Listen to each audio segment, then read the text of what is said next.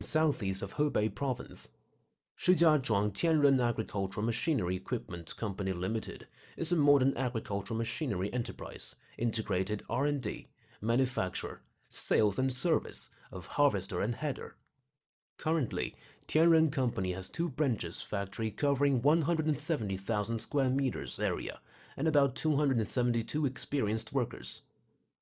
Its main products are 3 to 7 rolls self-propelled corn combine harvester and 3 to 12 rolls corn header, sunflower header, silage header, etc. Focus on the R&D and manufacturing of harvesting equipment.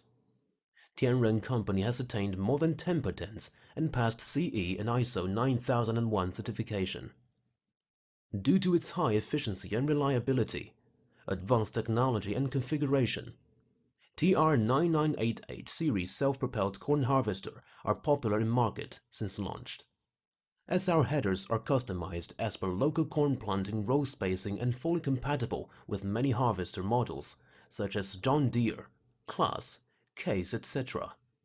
We grab more than 85% domestic market share and export to Thailand, Romania, South Africa and Egypt, etc.